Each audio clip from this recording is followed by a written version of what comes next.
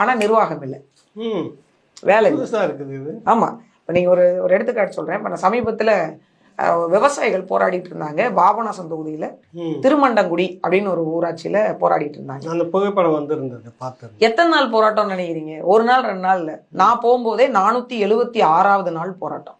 ஒரு வருஷத்தை கடந்து போராட்டம். சரி, என்ன போராட்டங்க, ஏன் அப்படி போராட்டம் பண்ணிட்டு இருக்காங்க அப்படின்னு உள்ள போய் பார்த்தா அவங்க எல்லாமே கரும்பு பயிரிடக்கூடிய விவசாய பெருங்குடி. பக்கத்திலே திரு ஆரூரான்னு ஒரு சர்க்கரை ஆலை, திரு ஆரூரான்னு ஒரு பெரிய சர்க்கரை ஆலை.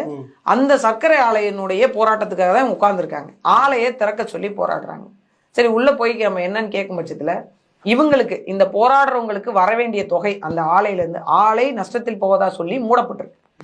சுமார் எத்தனை விவசாயிகள் அதுக்குள்ளார அதுல பயன்பெறாங்க அப்படின்னு பாத்தீங்கன்னா ஒரு 10,000-15,000 குடும்பம் பயன்பெறும். நேரடியா மறைமுகமா விவசாயம் பண்ணி வேலை பார்த்துன்னு பாத்தீங்கன்னா ஒரு 15,000 குடும்பம்.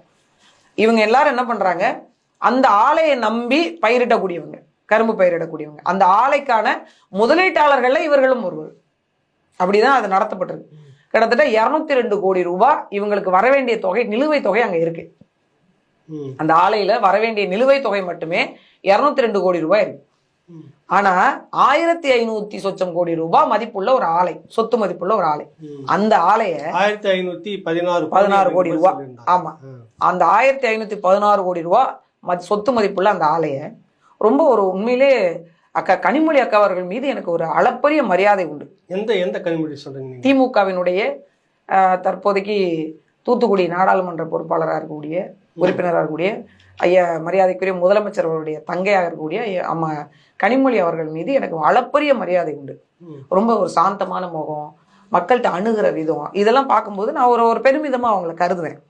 ஆனா உண்மையிலேயே இந்த முகத்திற்குள் இப்படி ஒரு முகமா அப்படின்னு பாக்குற அளவிற்கு அந்த 1516 கோடி ரூபாய் சொத்தை அம்மையார் கனிமொழி அவர்களும் ஐயா டிஆர் பாலு அவர்களும் சேர்ந்து வெறும் 87 கோடி ரூபாய் இந்த கடனை சரி பண்ற மையம்னு ஒண்ணு வச்சிருக்காங்க இல்லையா, கடன் தீர்ப்பாயம்னு, அந்த தீர்ப்பாயத்தின் வழியா இந்த ஆலைக்கான கடனை நாங்க செலுத்துறோம், வங்கி கடனை நாங்க செலுத்துறோம்னு வெறும் 87 கோடி ரூபாய கொடுத்துட்டு, அதுவும் இன்ஸ்டால்மெண்ட்ல கொடுத்துட்டு 1516 கோடி ரூபாய அப்படியே அந்த சொத்தை கையகப்படுத்தி சர்க்கரை ஆலையை சாராய ஆலையா மாத்தி வச்சிருக்காங்க.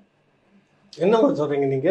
இது வெளி உலகத்துக்கு இவ்வளவு போராடிட்டு இருக்காங்க, இவ்வளவு விஷயங்கள் வெளியிலேயே தெரியல, எந்த ஊடகமும் காண்பிக்கல.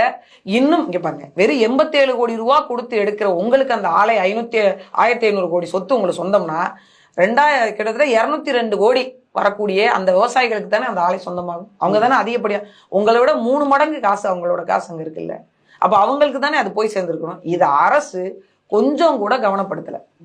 2000 பேருக்கான வேலை வாய்ப்பு, 10,000-15,000 விவசாய குடும்பங்களுடைய வாழ்வாதாரம், 3வது அந்த சொத்து அரசாங்கத்தினுடைய சொத்து. அதை எப்படி வெறும் 87 கோடி ரூபாய்க்கு அம்மையார் கனிமொழி அவர்களுக்கும் ஐயா டிஆர் பாலும் சேர்ந்து இவங்களுக்கு டாஸ்மாக் நிறுவனத்துக்கு தேவையான உட்பொருளான அந்த சாராயத்தை காட்சி கொடுக்குறாங்க.